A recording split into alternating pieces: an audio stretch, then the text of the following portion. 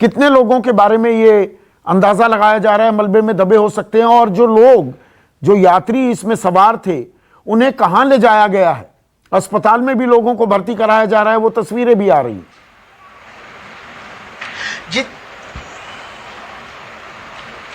जी बिल्कुल, देखिए 191 यात्री इस फ्लाइट में सवार थे, उसमें से 170 यंग थे, बाकी 10 बच्चे भी बताए जा रहे हैं जो यात्री थे।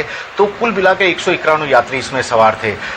लेकिन जैसे ही ये पूरा हादसा सामने आया तो अब तक ऐसा कह रहे हैं कि 20 से 25 लोग शायद अभी भी आगे का हिस्से में जो मलबा पूरी तरह बिखर कर टूट चुका है वहां पर उसमें सवार हो सकता है, क्योंकि विमान में और कोई बड़ा धमाका न हो जाए। ये पूरा इलेक्ट्रॉनिक सर्किट का मामला है, तो ऐसे में बहुत सावधानी पूर्वक इस विमान के मलबे को हटाने का काम भी किया जा रहा है। हालांकि क्रेन भी पहुंच गई है, फायर ब्रिगेड भी पहुंच गए हैं वहां पर, और जो अधिकारी हैं, सुरक्षा अधिकारी, वे भी वहां पर कोशिश में जुटे हुए हैं। एक तो बारिश तेज है, ऊपर से विमान के मलबे को सुरक्षित तरीके से हटाना सबसे बड़ी जिम्मेदारी बनी हुई है, और जो घायल हुए हैं उन लोगों को अस्पताल पहुंचाया जा रहा है। ऐसे करीब अब तक 60 से 70 लोगों को पास के अस्पताल में कोझिकोड के ले जाया गया, उनका इलाज चल रहा है। और जो एम्बुलेंस की बात कही जाए तो इस वक्त जो हमें खबर मिल रही है वहां पर 13 एम्बुलेंस लगातार दंदनाते हुए सड़कों पर चल रही है। एयरपोर्ट से अस्पताल के बीच में चाहे एक भी अगर उन्हें पैसेंजर घायल मिल जाता, तत्काल वे उसे अस्पताल ले जाते, क्योंकि जिंदगी बचाना यहाँ पर सबसे पहली प्रायोरिटी है। लेकिन अभी भी सबसे बड़ी गनीमत की बात यही है, और सबसे बड़ी चिंता की भी बात यही है, बारिश तेज हो रही है, फ्यूल टैंक की बात है, और कई लोग मलबे में दबे हुए पड़े हैं। तो ऐसे में बहुत हड़बड़ी में ये लोग इन लोगों को बाहर निकलने का काम भी नहीं हो सकता, क्योंकि शायद ये और भी ज्यादा खतरनाक साबित हो सकता है। और यही कारण है कि जो घायल लोग हैं उनकी तादाद अस्पताल में लगातार बढ़ती ही जा रही है। अब डीजीसीए से भी केजे आधिकारिक बयान आ गया है कि ये बारिश की वजह से हादसा हुआ है और घाटी में एक हिस्सा जाकर गिरा है। थोड़ा सा इस एयरपोर्ट के बारे में बताइए। टेबल टॉप एयरपोर्ट है, जैसा मनीष भी बता रहे थे, रनवे पर फिसला है विमान और 2 हिस्सों में ये टूट गया।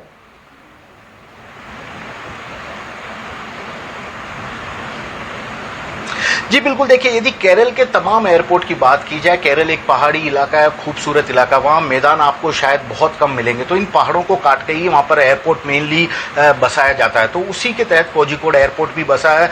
और जब साल 2018 में वहाँ पर सदी के सबसे भीषण बाढ़ आई थी, तब मैं खुद वहाँ कवर करने गया था, पूरे एयरपोर्ट में पानी भर गया था, क्योंकि पहाड़ी इलाका होने के कारण पूरा का पूरा पानी, जो निचले इलाका है, आवासीय इलाका है, एयरपोर्ट है, तो एयरपोर्ट भी करीब वहाँ पर 10 से 15 दिन तक पानी में डूबे रहे थे। तो इस तरह के हालात केरल में जब भी बाढ़ या तेज मूसलाधार बारिश आती है हो जाते हैं। और पिछले 4 दिनों से जो लगातार तेज मूसलाधार बारिश हो रही है, उसी के चलते इस एयरपोर्ट के कई हिस्से में भी पानी भरा हुआ था। हालांकि रनवे को लगातार साफ किया जा रहा था, और ये फ्लाइट दुबई से आ रही थी, बाकायदा एटीएस ने इसे बोला था, लैंडिंग की परमिशन दी थी, उसी परमिशन के बाद उतरा।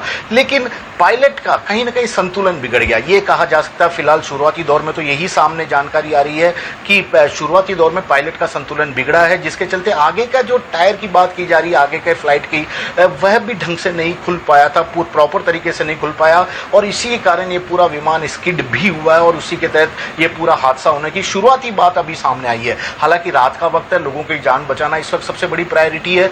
जांच होगी, डीजीसीए ने जैसा कहा है, लेकिन एक बड़ा हादसा और एक बुरा दिन केरल के जनता के लिहाज से कहा जा सकता है, क्योंकि सुबह भूस्खलन की घटना, जैसे हम बार बार बता रहे थे, अभी भी भूस्खलन में घटना में करीब 13 लोगों की मौत की अब तक सामने खबरें आई है, जबकि 30 लोग अभी भी लापता हैं। उनकी खोज की जा रही है वायुसेना के हेलीकॉप्टर के जरिए।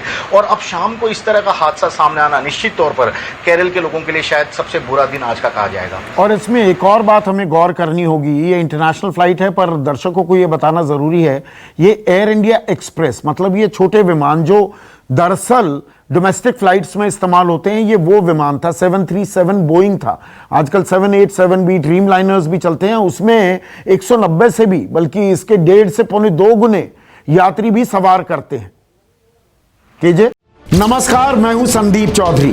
अगर आपको ये वीडियो पसंद आया हो तो इसे लाइक और शेयर जरूर करें, और हां, हमें सब्सक्राइब और फॉलो करना ना भूलें, ताकि आप देश और दुनिया की कोई खबर मिस ना करें। तो जुड़िए हमारे साथ और देखते रहिए News 24।